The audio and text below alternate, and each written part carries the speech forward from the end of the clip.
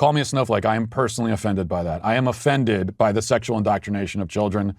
I am upset by predators like the author of that book, grooming children. That does offend me. It does. What? If I was the author, I would be suing Matt Walsh right at this very moment. He put the person's name on the screen, he read it out loud, and now he's saying they are a predator and a groomer, and this book is so offensive it deserves to be burned. It's an ABC book that says intersex people exist and that's okay in a cute rhyme with nice pictures. Hello lovely people, my name is Emma, welcome back to my channel, welcome if you are new. Before we dive in today, I wanted to throw in a little bit of housekeeping. Firstly, a call to action because Matt Walsh really worries me and upsets me as a creator. Today we are going to see Matt Walsh once again mobilise his audience of millions to attack a creator of an LGBT plus friendly children's book. His followers have attempted to review bomb this utterly harmless book, The GayBC's by ML Webb. They're giving false reviews because obviously they haven't bought the product. They're literally parroting word for word Matt Walsh's ridiculous hyperbole and just vitriolic nonsense. So while, fortunately, these reviews are clearly fake and targeted hatred, they have not really affected the overall rating of this book, which is still very high. I would just love to mobilise our little community in a positive way. So if you have kids around 4 to 8, or if you know someone who does, check out the GayBC's. AJ and I thought it was really cute. The illustrations are so sweet. It's just very hopeful and light, and yeah, it's real cute. I'll leave a link for you down below. On a more cheerful note, today's video is sponsored by Blinkist. This one's from a fellow non-fiction nerds. Blinkist is this really cool app that gives you access to key ideas from thousands of non-fiction texts. I've been using Blinkist to refine my reading list, so at the moment I'm going through the collection called The Truth About Giving Back, and then adding my favourites to my reading list. I recommend Winners Take All by Anand Giridharadas. It's also super handy if you have a friend who loves discussing a topic that you know nothing about. You can read or listen to bite-sized content in the way that works for you, and finally understand what the heck this AI thing is everyone's talking about. There's also a great new feature called Blinkist Connect. It means you can get 2 premium accounts for the price of 1. When you join, you can invite a friend for no extra cost and they get premium absolutely free. Plus, you can share recommendations with each other, which is super cute. Blinkist is a great, simple way to develop yourself in 2023. This year, I really want to improve my writing and actually finish my novel. I'm gonna do it, I swear. You can get 25% off Blinkist Premium and get that 2 memberships for the price of 1. You can start your 7-day free trial by clicking the link down below. Thank you so much for listening, and thank you to Blinkist for sponsoring this video and for giving me plenty to read in the bath. So I put together a sort of compilation that me and Emma are going to react and be horrified by of Matt Walsh. So Matt Walsh is somebody who is a gremlin who works at the Daily Wire alongside Ben Shapiro, Andrew Klavan, a couple other ghouls. And he's a conservative. He's a sort of podcaster, talk show host. He's a Christian, God-fearing bigot. He's transphobic, misogynistic, anti-LGBT, anti-social justice, anti-social progress. Matt Walsh spread a rumor that was totally false that I think the Boston Children's Hospital was doing procedures like double mastectomies, hysterectomies on like young children. And like literally the next day, there was a bomb threat called into the Children's Hospital, and the police had to like barricade off the hospital, and people who had their children in the hospital as patients couldn't go and visit them because they had everything closed down. And it was just a big mess.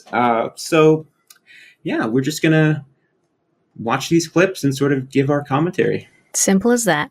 What a horrible person. Because I don't think he has a consistent worldview or ideology, even so. I also don't think, and I don't usually say this because it's a bit mean, I don't think he's very intelligent. I think he just parrots whatever headline, especially if it's misinformation, especially if it's about the LGBTQ plus community, he will just parrot it. And one of the reasons that I dislike him more than most is because he does even directly ask his audience to do bad things. When he had spurious or potentially misinformation, he had some spurious claims and allegations about a a trans person who was like getting his audience to call the police, like, oh, leave a tip on the FBI, and just he genuinely, it's not just what's the term, scholastic terrorism, is that it?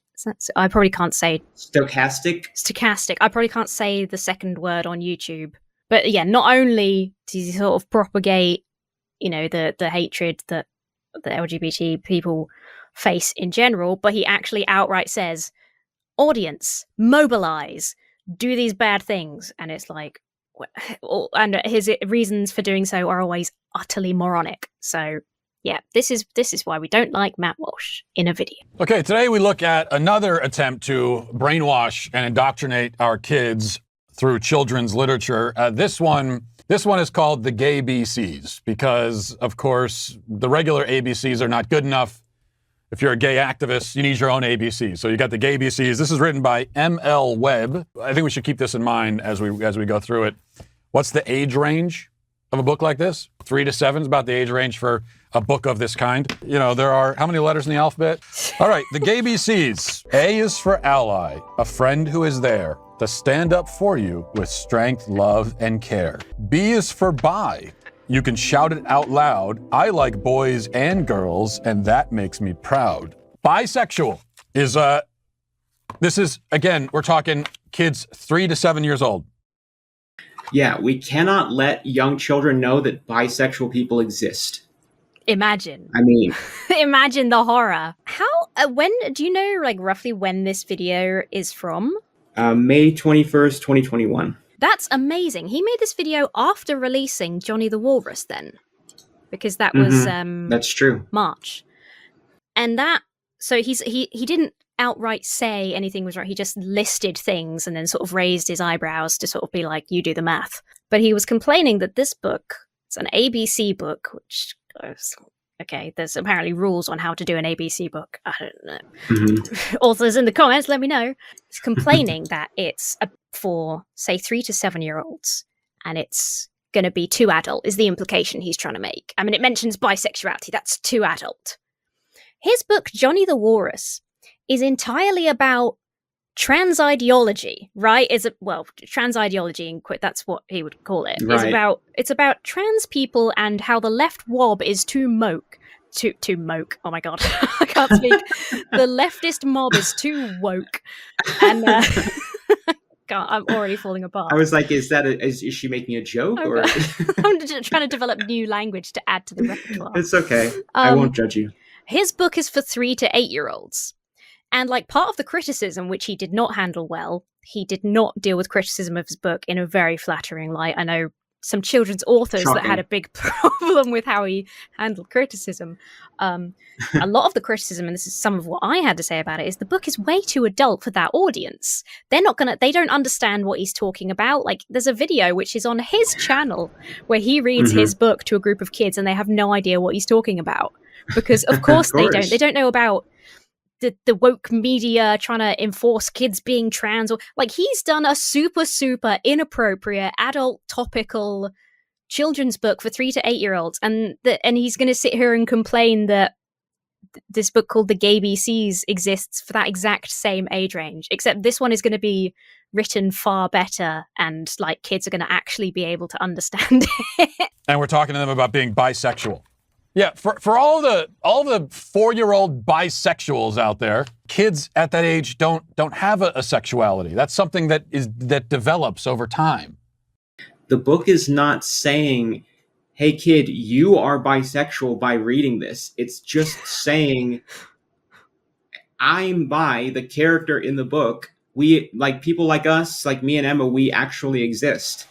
It's like, it's not saying by reading this, you have now caught the gay. And it might be, I think kind of agree with what he's saying here. I don't agree with how it relates to the book. But yeah, most kids at that age don't have any interest in anyone. They've not really developed those sort of hormones to start really feeling those kind of things. But they might have, a friend, an older sibling, somebody's parents might be gay or bisexual or something, and just having a little bit of awareness and just, oh, that's a thing I heard that's like a fine, nice thing to be. It's just a little tiny bit of very, very basic, gentle education. There's nothing indoctrination-y. It's not like, oh, well, I want to be bisexual. The kids aren't reading this and thinking, I'm going to try and be everything from A to Z. Because like when you read a normal A to Z book, you're not like, be bear. I'm going to be a bear. I've got to be a bear now. That's not how it actually works. Although from Johnny the Walrus, I think that Matt Walsh maybe thinks that is how it works and that he just doesn't understand children. And never mind the fact that makes me proud. I like boys and girls and I'm proud of that. Why should there be pride in your sexual orientation in the first place? I never quite understood that. So I can understand why some people, particularly straight people, are confused by this, or like, why do you have a gay pride parade? The reason, and maybe this is just my own opinion, the reason is that when you come out as being gay or bi or whatever, that can be a very difficult process. Just admitting it to yourself can be very difficult, and it can be really hard. Like when I personally came out, or when I first realized I was bi, I was literally like, fuck, damn it. that was my reaction. And my family was totally accepting. My friends, except for like one of them, were very accepting, but not everybody has that reaction from the people that are close to them. It can be scary to admit that to people. So you're proud of the fact that you're not basically lying to yourself anymore, and you're being honest with yourself and with your loved ones and with society. So that's where the pride comes from. Mm-hmm. And I think as well, like you said, it's quite kind of personal. I mean, there's a specific sort of history in terms of pride marches and things like that. But I think pride is a good descriptor because it's sort of like the antithesis of shame, which is what for a long time, and still in a lot of places and religions, there's still a lot of shame put on people for having, whatever different sexuality. So it's discarding that shame and saying, I'm not ashamed of who I am. I'm proud to be me. And it doesn't mean that we think we're better than the straights. I have been accused of being straight phobic. I just want to let you know that that's not real. We just are proud that we have been able to come to this conclusion and accept ourselves. And I also just want to note, like, regarding the book, especially because the B was so early on, so it's like the relatable one. If I had read something when I was a kid that was like, some people like girls and boys, that's normal, I would have had far less confusion and difficulty. Like, I thought I had become a lesbian, and then I thought when my first girlfriend when I was 16 broke up with me,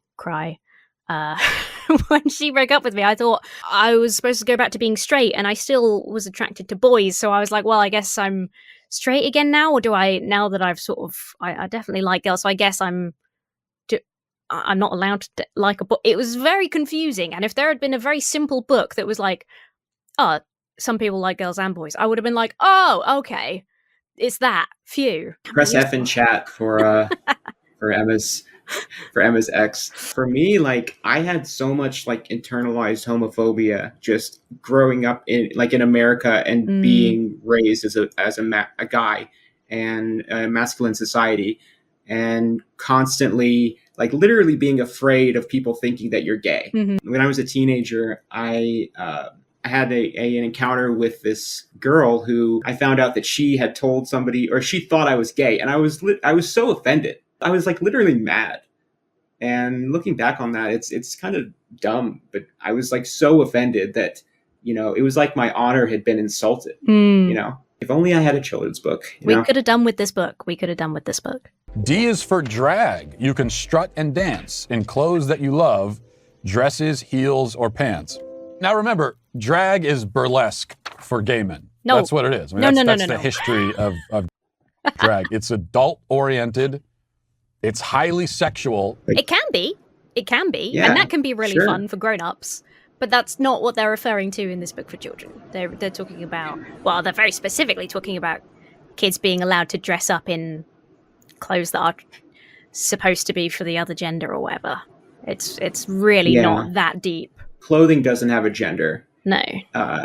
And so many kids go into their mom's closet and try on clothes. I'm not saying I did this when I was a kid, but there are lots of kids who do stuff like this, boys and girls, because it's a formative time for them. They're doing it in a context that is not related to, anything sexual.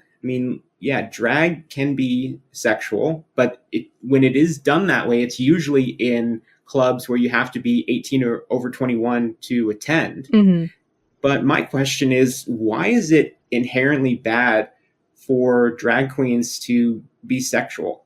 Like, why is that such a bad thing? Like, aren't they not allowed to? Like, a straight person is allowed to be sexual? I've never heard Matt Walsh complain about like straight burlesque, like non-drag burlesque. He's never complained about that. He's never gone on a tirade about strip clubs. Yeah, exactly. It's the same kind of, if anything, it's like more creative and inclusive. Like I looked up the description of drag because these people love like dictionary definitions or whatever. Drag refers to the performance of exaggerated masculinity, femininity, or other forms of gender expression, usually for entertainment purposes. Drag includes stuff like pantomime. Like a lot of kids will do like Peter Pan in the pantomime, and there's usually like a dame, which is a man in drag, but for some reason that's okay, even though that is, again, it's around children, it's for entertainment. It's fine. It's just something that it's been a normal part of, especially theatre. It's been a normal part of society and entertainment for so long. It's only recently that this has become a big sticking point, and it's entirely because of transphobia. It's misplaced hatred for trans people. Most drag queens not even necessarily being trans, but because they're expressing, non-traditional gender conformity, there's like it's a great thing to have a moral panic about. And it's completely ridiculous. Nobody tell Matt Walsh, but in Shakespeare's plays, lots of times men would dress up as women.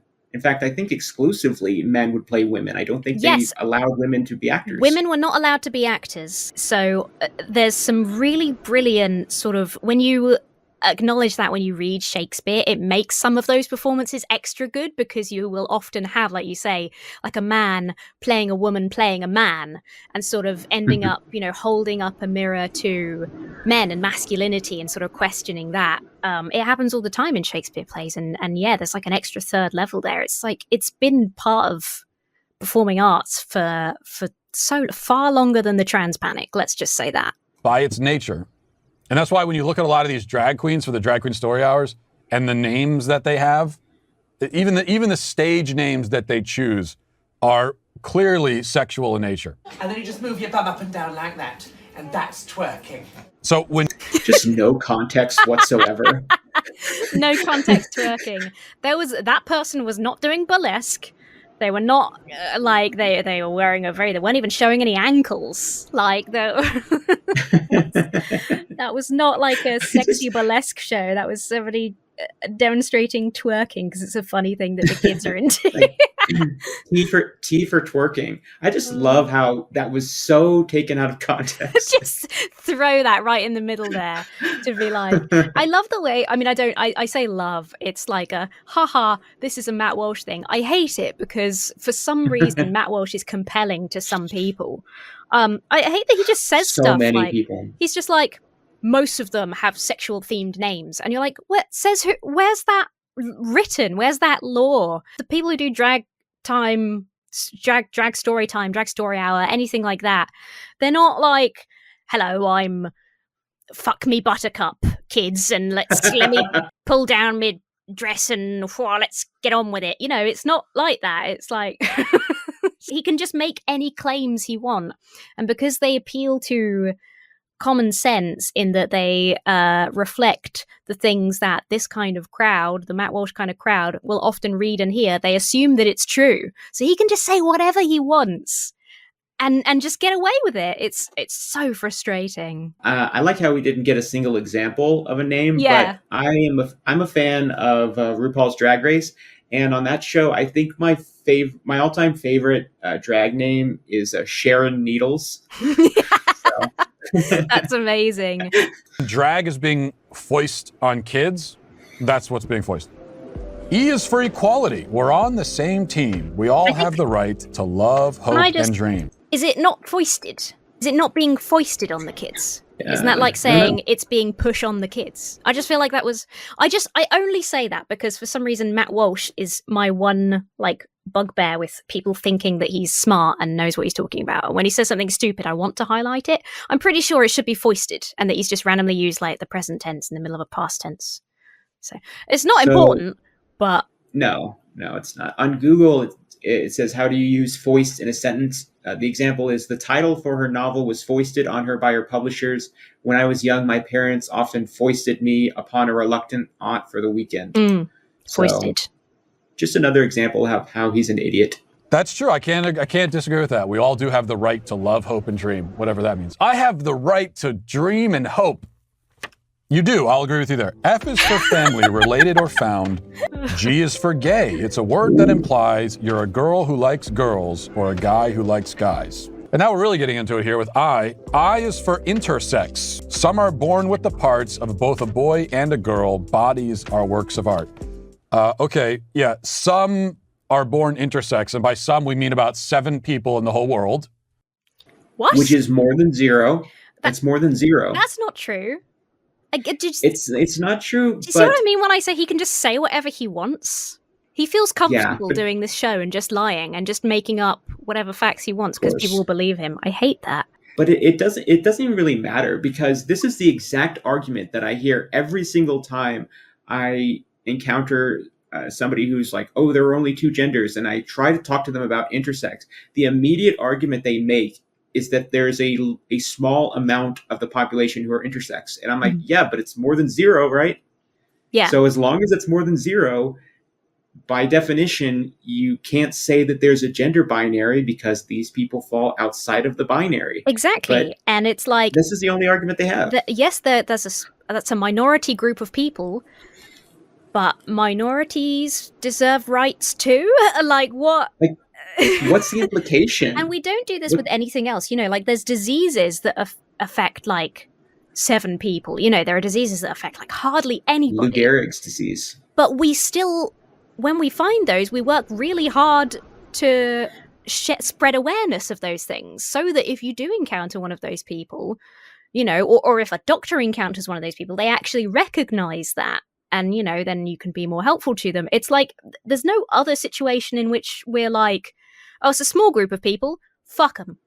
Like, why is that okay with... And so I just had a quick look, and this is America, and I'll copy this so that we can put it in the description. This is from 2021. It's estimated that up to 1.7% of the population has an intersex trait, and that approximately 0.5% of people have clinically identifiable sexual or reproductive variations. So just doing some quick math, if there are 1.7% of the U.S. population that are intersex, the population of America is about 331 million. So just call it 300 million. That's over 500,000 people. Yeah.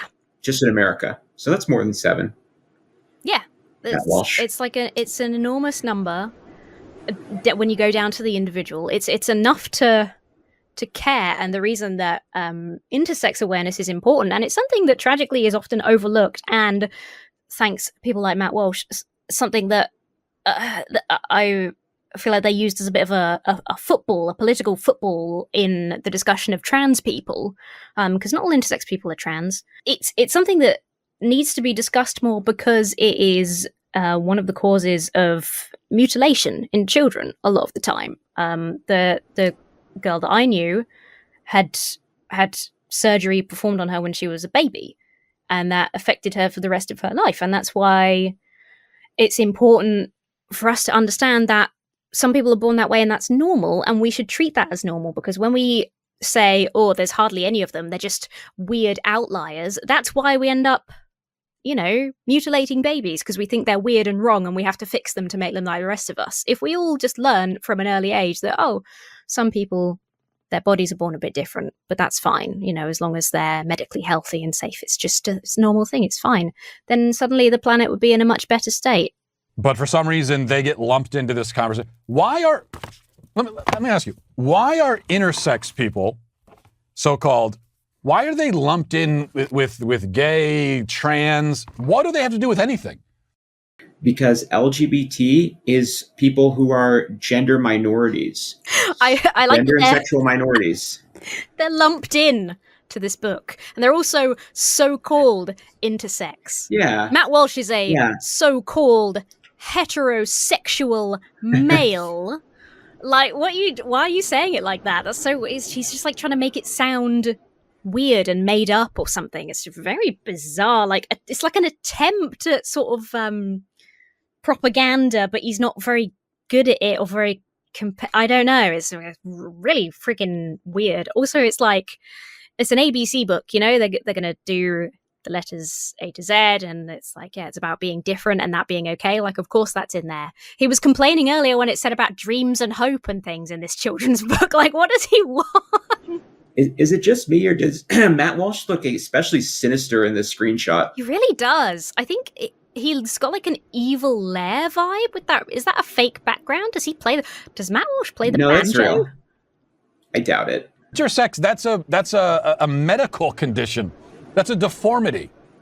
That's what that is. So why are we lumping people who suffer from a deformity in with, what do they have to do with anything? Intersex people are always brought in, especially when the topic is trans, and the left, they're trying to justify their position on gender. They say, well, what about intersex people? What about them? What do they have to do with anything? Just because they're intersex people, how does that validate or legitimize a biological man who claims to be a woman? Because, and why does it matter? Well, the argument that you're not actually explaining, which is why it doesn't make sense, because you're just like putting things together weirdly out of context, is because when people are saying that sexuality is a number of sexuality, I'm getting confused between the different things that he hates. Sex is like a number of different, things. You can have women that have all of the things, the chromosomes and the whatever, but they don't have a uterus. But you would still call them a woman. That's the point. And intersex people are people who more obviously fit on that scale. I mean, there could be more people with, different chromosomes that we don't know about, because how many people are finding out what their chromosomes are? It's like, it's because it's a simple example, and I actually agree with him. Of course, he claims it's the left, and I don't disagree that people in general, everyone, including the left, the bulbous form creature that is the left, does this too. I do think it's frustrating that intersex people often only come up in the trans discussion, but it does prove the point that sex is something of a sliding scale, and just because most people fit really far on this end or really far on this end doesn't mean that there aren't people in the middle, and that can include intersex and trans people. It's that simple. How does the existence of a birth defect that he doesn't have validate what he's claiming? Who? Who is the child he? in this book? Has he invented a fictional person to get angry at? I mean, again, this is a children's book that is telling young children bisexual people exist, intersex people exist. This is what they are. That's it. He's like, you're the one fabricating all this offense out of nowhere. He's like a real pearl clutching at just absolutely nothing, just a totally harmless kids book. And I just think he's weird. And I also really resent the fact that he keeps saying defect. Sometimes, often, being intersex comes with having certain medical conditions that require you to have medication or whatever.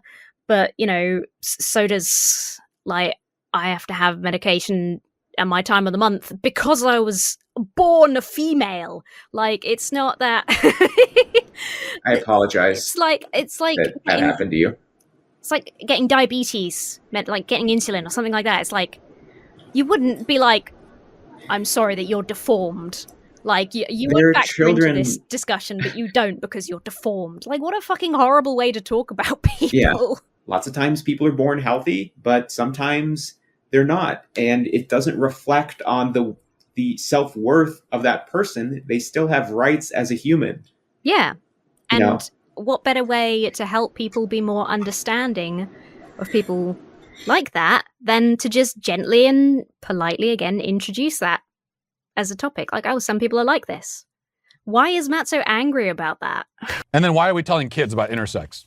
At what point in a 4-year-old's life do you say to yourself, you know what, I got to sit little Johnny down and tell him about, and give him the intersex talk? Why does a 4-year-old need to know about intersex? There are 12 intersex people in the world. Why does a 4-year-old need to know about them? There are 12 and also, now. Born with the parts of a boy and a girl. It's more accurate to say that an intersex person is born with parts that can look ambiguous to us, or that are it can be unclear from a physical examination what biological sex this individual is. It doesn't mean that they don't have a biological sex, and it certainly doesn't mean that they are both biological sexes. No, it doesn't. It means that they're intersex. He's aware that there's different forms of intersex, right? I think he there might. Are lots of different combinations. Yeah, it sounds like he might genuinely think that there is only one. Maybe this is why he thinks there's only 7/12. I don't know why he's changing his numbers all the time. Maybe, we gained 5. Yeah, maybe he thinks that it's genuinely only people who are otherwise biologically female who have an enlarged clitoris that sort of develops like a penis. Because that, I don't know how many of those words are okay with YouTube now. I'll have to check. That is a form of intersex that I guess maybe people are more familiar with. But there's other ways in which people can be intersex, including things that are, you know, the biological baseline, like chromosomes, that people like this argue is like what actually makes you a man or a woman. Yeah, there are people who are intersex who present as masculine, who would probably look just like me or Matt, but they have internal ovaries. Yeah. Maybe they've been removed, or maybe they don't even know that they have them. Sometimes people don't even find out because a doctor would never even see that. You know, you would have to do, like, I don't know, an MRI or some type of internal test to even detect that, detecting hormones or estrogen or whatever. Mm-hmm. There are lots of different combinations like that. You know, it's obvious that he is totally uneducated on the subject of intersex, which just goes to show why we should be discussing this topic and why it's good to even introduce it at a young age to people, because again, these people exist. Yeah. You know? Yeah. He is absolutely staunchly against the education that he desperately needs. And like, maybe he would have been a more considerate person now if he had learned at a young age that some people are different and that that's okay, Matt. I also just want to remind everybody again that he's very angry about this being for, he's decided that it's he's got his fictional 4-year-old reading about the fictional trans boy who's intersex or something. I can't remember what weird thing he'd invented that he was getting angry at. Johnny the Walrus. 3 to 7 years old, or 3 to 8 years old, sorry. And it's trying to tell kids about the woke agenda and transgenderism and all of the, like, that's way more adult and complicated than what you're complaining about this book doing. Yeah, because really being born with the parts of a boy and a girl, what that would actually mean, if we're talking literally here, is that you would have a person who has the functional reproductive capacity of both a male and a female. And that type of person has never existed in the human species, ever. That type of person does not exist. There's never been a person who has the ability to impregnate and be pregnant. Because that's what it would really mean to have the parts of a boy and a girl. That's never existed, ever. Why? Why does it have to... Who says it means that? Who says that the casual phrase in this children's book, the parts of a boy and a girl, means you can reproduce as both sexes? That's who decided that? When it says the parts of a boy and a girl, it means different sex characteristics like a penis, ovaries, breasts. Like that's all it is. It's not that complicated. Why would he decide that it means it has that boy and girl parts has to mean you can reproduce with those? That's bizarre. Is it some sort of old school Christian sexist thing where like being a woman is about being able to carry a baby? Is it like, does it come from that? Because I can't understand this otherwise. He wants an intersex person who can literally go fuck themselves. I guess that's it. Has existed are birth defects. Okay, J is for joy. You can sing, dance, and play. Find moments of sunshine in each and every day. K is for Kiki. K is for Kiki. What? Is that some sort of gay thing? What is that? I'm going to look it up. I'm going to Google this very quickly just because I need to know. I don't know what's about to pop up on my computer right now when I Google Kiki, but I'm doing this on camera so that, you know, it's known. Whatever ends up in my search engine here. See, this is a perfect example of the fear of people thinking that you're gay. I think it's also kind of funny, and again, pretty hypocritical, and I just want to point this out there, that Matt Walsh spends his whole life, his whole career is about attacking the woke, liberal, whatever it is, whether it's trans people or gay people or whatever. So he spends his life, if he is to believed about the work, even if he puts in the most minimal work, his browser history, just like if you Google Matt Walsh and see what comes up, it's all to do with trans people and gay people and the LGBT community. Like, looking up a term that might refer to gay people is not out of his wheelhouse. That's exactly who he's obsessed with. That's exactly the sort of stuff he's looking up like every day. Whereas normal gay people are just like living their lives. Matt Walsh is the one obsessing over the queer community and looking them up constantly. Also, apparently, a kiki is, this comes from gay American social culture, which is why I guess I hadn't heard of it. And it's literally a gathering of friends for the purpose of gossiping and chit-chat. But it was which made is just famous, like the book said. Yeah, which is made famous by a Scissor Sisters song. And I hated the Scissor Sisters. I thought it was from the Drake song. I thought it was from a Drake song. Kiki, alternatively keeking, is a term which grew out of Black American gay social culture and is loosely defined as a gathering of friends for the purpose of gossiping and chit-chat. A kiki is a party for calming all your nerves. Dear God. Yeah, let's reference a song by the Scissor Sisters for the 4-year-olds who are who are reading this book. L is for lesbian. It's love and affection between two special girls who share a connection. N is for non-binary. You don't identify as just being a girl or just being a guy. Which, of course, means nothing whatsoever. Okay. That's not true at all. That's not true. Nothing means anything. But, you know, the slightest, tiniest, inconspicuous things mean loads of fear-mongering, terrible things. So once again, this is a book that is targeted at young children, and it's telling them bisexual people, intersex people, and non-binary people, these people exist. So, I mean, somebody needs to get arrested, basically.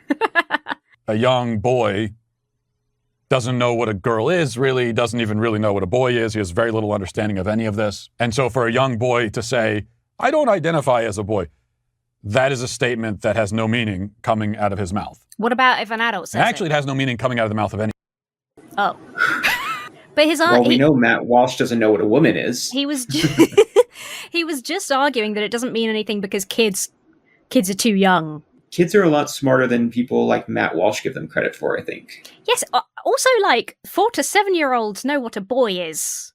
Like, he's trying to claim that boys don't even know what girls are, or, I mean, maybe his kids, because I assume he's kept them as far away from education as possible, if he has any involvement.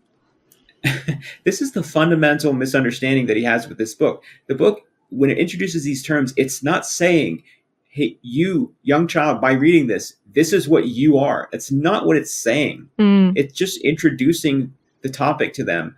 Again, saying, this is what this means. These people actually exist. But it's not saying this is what you are, or this is what we, the authors, think that you should identify as.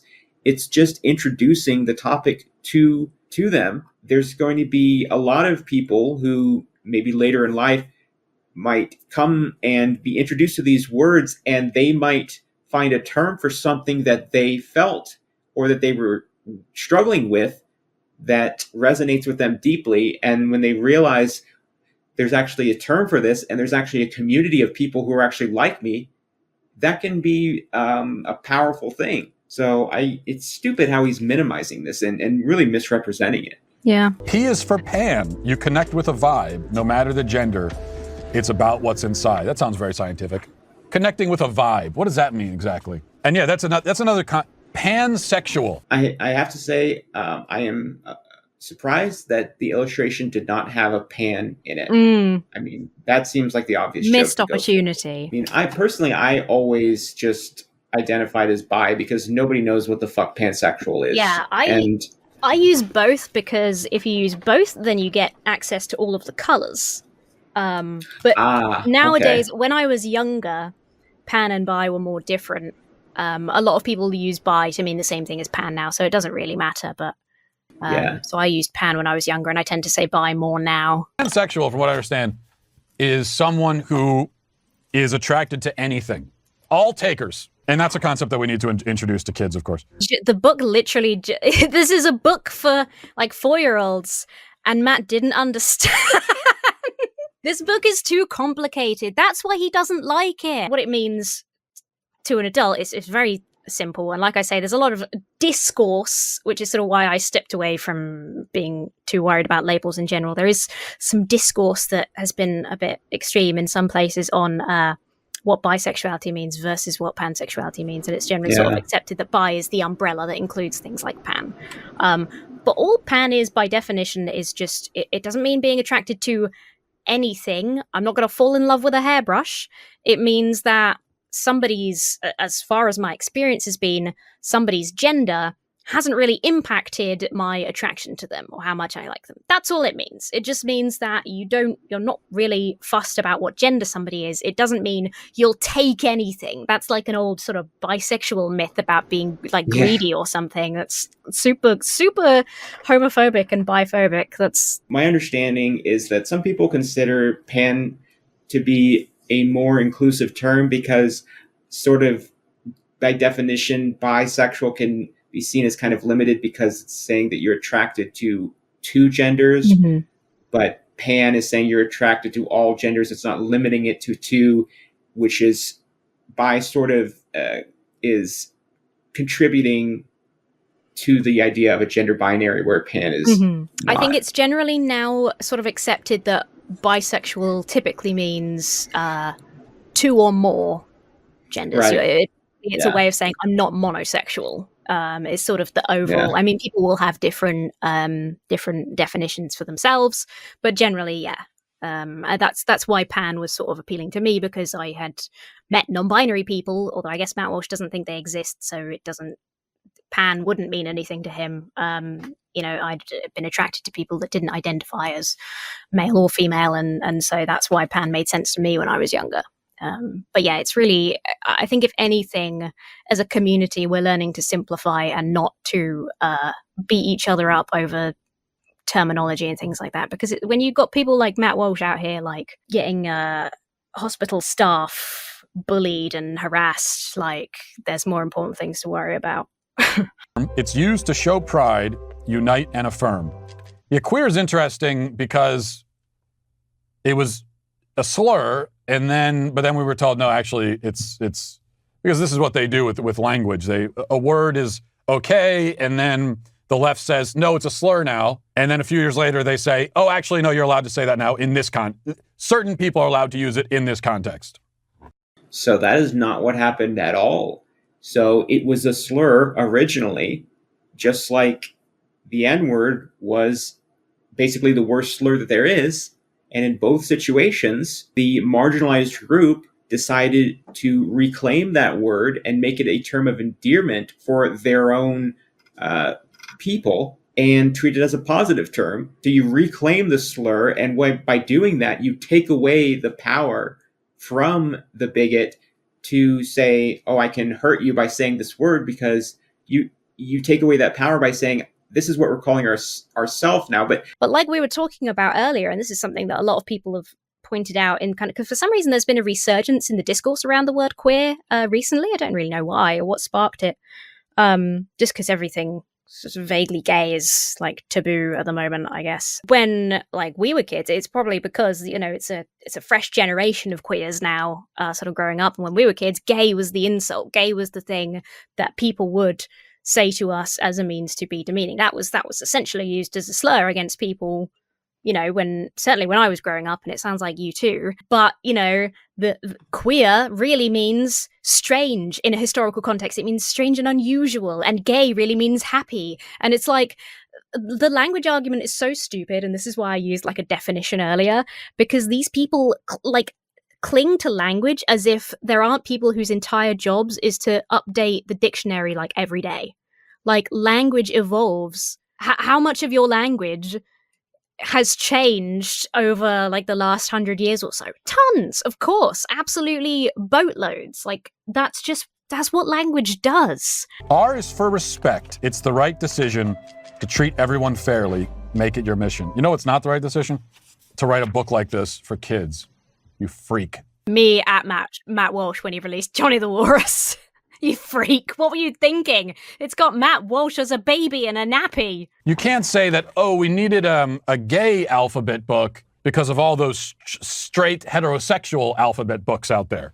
And we need all this gay stuff for kids because of all the straight heterosexual children's stories. There wasn't any straight heterosexual alphabet book for kids. There was just an alphabet book. Very telling how you think that your orientation is just the default, which in society it basically is. That's why they have this, because they're representing a marginalized minority. That's exactly it. What Matt Walsh doesn't like about it is that it reminds kids that people are different, that different people exist. Why? Why is that a problem? I think the real reason is that he doesn't want kids being exposed to the fact that LGBT people exist. He doesn't want LGBT people being encouraged to come out. He doesn't want them to feel proud for coming out. Essentially, he wants them to go back in the closet. Mm-hmm. And in a more sort of flippant tone, a book doesn't have to be for something. It doesn't have to be just because he made a way too adult, stupid, badly written, badly illustrated. Actually, the illustration's kind of okay, but badly written for sure. Children's book that doesn't make any sense as an answer to trans people doesn't mean that some people just want to do something nice for, this would be a nice way to introduce kids to these topics. What is any art for? It's for enjoyment, for education. It's really not that complex. I will say that the illustrations in this book were very cute. I liked them a lot. Yeah, super cute. That little dinosaur costume was adorable. This is a decision that parents make for their children, which is their prerogative and their private decision that Matt Walsh is not involved in. There's nothing saying that they can't also have a regular ABC book as well. They can't. It's not like you can only buy one, so you have to choose. A is for apple. B is for bicycle. I'm not aware of any book that was pushing, any children's book, whether alphabet or otherwise, that was pushing heterosexuality on kids. It was more like, before we started doing stuff like this, the idea was, we don't need to introduce those concepts to kids at all because they're kids and it's not relevant to them right now and it's not appropriate for them. That's not true. That's an absolute lie. Like, the majority of children's books, if just saying that people exist is pushing this on them, then the majority of children's books and children's TV and everything, which generally shows their parents, which are generally a mummy and a daddy, like, those are absolutely pushing heterosexuality if that's how you're going to define it. It's like you don't even see the fact that the heteronormative ideal is so ingrained in our society that you just see it as the default, and it basically is the default. So that's why anything deviating from that is seen as pushing an agenda. Yeah. But really, it's just responding to this overwhelming narrative that is really just how our society is now.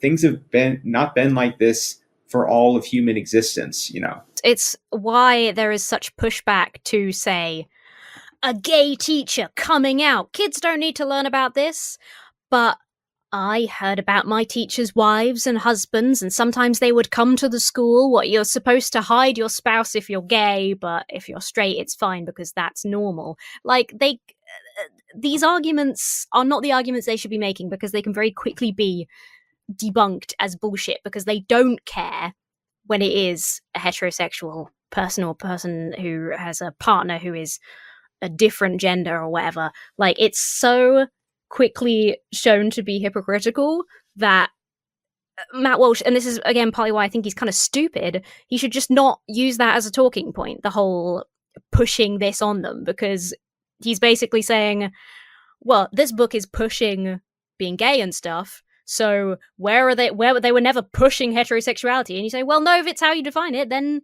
yeah, they are pushing heterosexuality in loads of children's media, so you're an idiot. Yeah.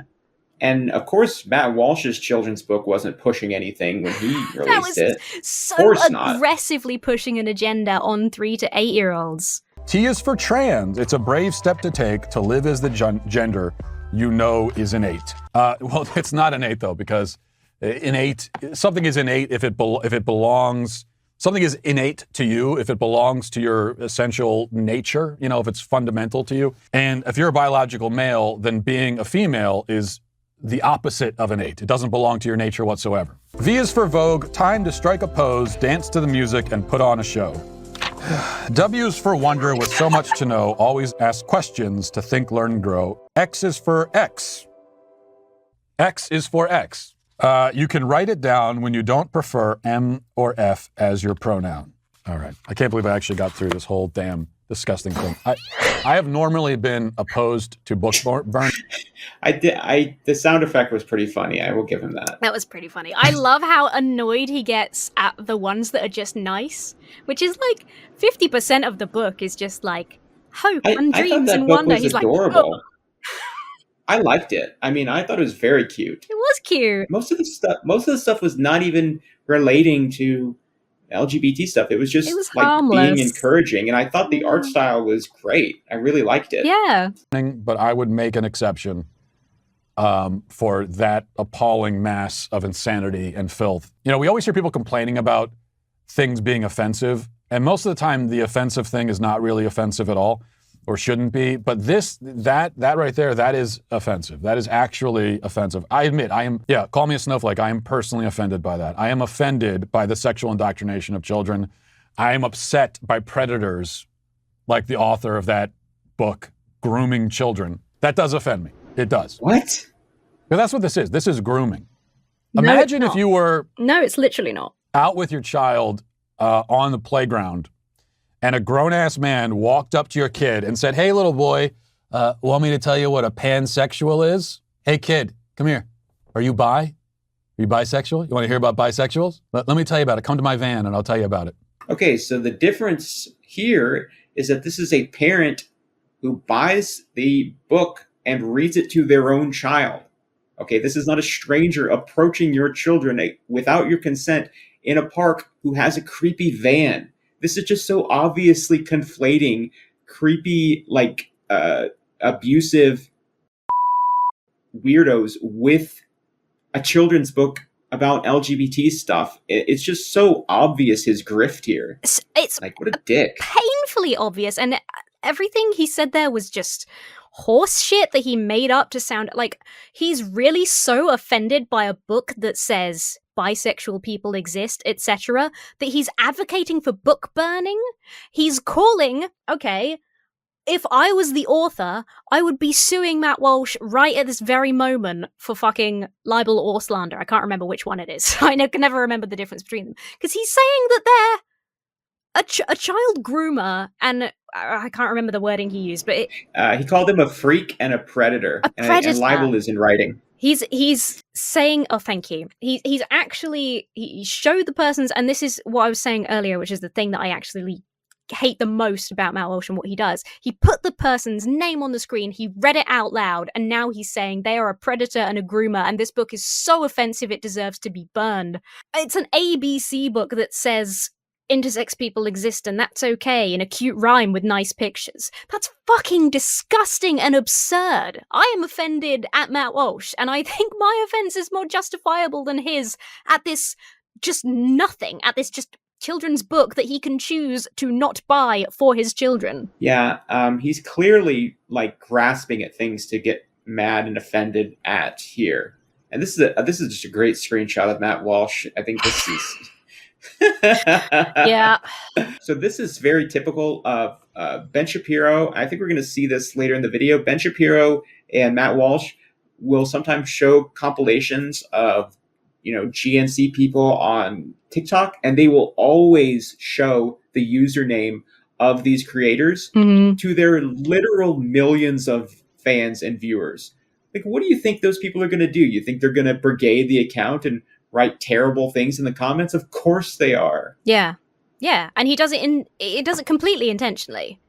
I think that he must get some feeling of like vindication or power, or there's something weird going on there, because why else would a person feel the need to direct like such hatred to like the author of a cute children's book? Well, if that author is a freakish predator who's grooming your children with their book that the leftist woke moralists are going to force all of us to buy when we're in the concentration camps, then it's justified for them to send their mob of drooling, foaming at the mouth, crazy viewers to target these people. I just think that, again, like he's such an astounding hypocrite, and I don't know if he doesn't see it or if because he just doesn't have a consistent worldview, that he doesn't really notice or care. He just says whatever will get him the big clicks in the moment. But like, again, and I've hammered this in a bunch of times already, but Matt Walsh is the one who made a really inappropriate children's book that is like too complicated and adult for kids to understand, that was pushing an agenda aggressively. There is no way he can argue that he wasn't pushing an agenda. These are all the things that he's angry at this book and deeply offended by. Matt Walsh has also made, and I want to say before I point this out, I don't think Matt Walsh is a predator or anything like that. I think he's an idiot. But he has been called out for making just weird comments about things like the age of consent. Like, if anyone was to fit the description that he's trying to put onto this random author of a children's book, Matt Walsh fits that bill way, way closer than the author of this book. I would much, much rather, if I had kids, I would much rather let them read this book or speak to that author than let them anywhere near Matt Walsh, like 100 times over. If a man started talking to your kid that way, you would react in a way that communicates your feelings about that, right? And what I mean is you would punch him in his throat. And for good reason. I see no difference between that situation on a playground and a book like this made for kids. Objectionable, creepy, insane, disgusting. In summary, I didn't like it. I award this negative 12 stars out of 5. My review of Matt Walsh. Disgusting, creepy, didn't like it. The end. The fact that it doesn't surprise me that he doesn't see the difference between, and again, this is a more worrying statement about Matt Walsh than about this children's author. Matt Walsh doesn't see any difference between giving children a book or like selling a book for children to read and coming up to a child on the playground and going, hey, do you want me to teach you about this topic? Come to my van. Isn't it worrying that Matt Walsh can't tell the difference between those things? What a fucking moron. It's worrying because he is directly encouraging violence against this author. Basically, I give Matt Walsh a 0 out of 10 for that whole segment. I'm going to give him minus 16. And then I'm going to change it later to minus 24 because statistics aren't static.